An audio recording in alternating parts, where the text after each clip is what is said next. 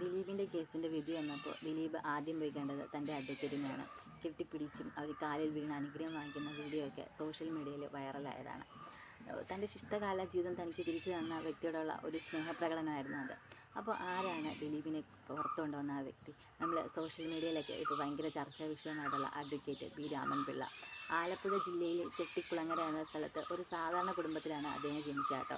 ഒരു കർഷകനായിരുന്നു അദ്ദേഹത്തിൻ്റെ പിതാവ്. പക്ഷേ പുള്ളിയുടെ അദ്ദേഹത്തിൻ്റെ കഠിനാധ്വാനമാണ് അദ്ദേഹത്തെ ഇന്ന് എല്ലാവരും അറിയപ്പെടുന്ന രീതിയിലാക്കിയത്. അദ്ദേഹം എടുത്തിട്ടുള്ള കേസുകൾ ഏതൊക്കെയാണെന്ന് നമുക്ക് പരിശോധിക്കാം. അതായത് ഷുക്കൂർ വധക്കേസ്, TP വധക്കേസിലെ പ്രതികളെ പുറത്തു കൊണ്ടുവന്ന അദ്ദേഹമാണ്.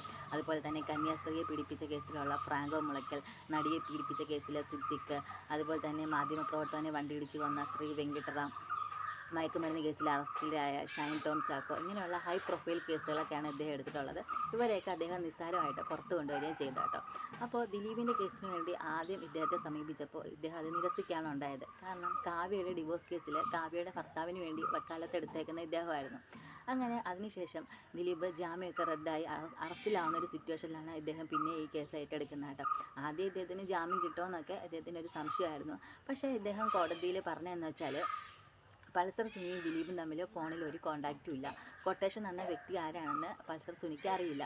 അതുമാത്രമല്ല, ഒരു ലൊക്കേഷൻ ടവറിൽ വന്നതുകൊണ്ട് എങ്ങനെ ഒരു ഗൂഢാലോചന നടത്തിയെന്നതിനുള്ള തെളിവാവും. ഇങ്ങനെയുള്ള ചോദ്യങ്ങളൊക്കെയാണ് ദിലീപിന് ജാമ്യം കൊടുത്തത് കേട്ടോ.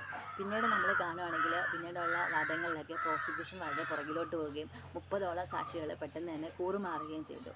അങ്ങനെ നിസ്സാരമായിട്ട് അദ്ദേഹത്തിന് ദിലീപിന് വേണ്ടി പോരാടാനും ദിലീപിനെ പുറത്തു കൊണ്ടുവരാനും സാധിച്ചു കേട്ടോ. നമുക്ക് അദ്ദേഹത്തിന് ഇപ്പോൾ എങ്ങനെയായാലും അദ്ദേഹത്തിൻ്റെ ബുദ്ധിനെ നമുക്ക് പറയാതിരിക്കാൻ പറ്റില്ല. 10 തലയുള്ള രാവണൻ എന്ന് തന്നെ നമ്മളെ വിശേഷിപ്പിച്ച് മതിയാവും.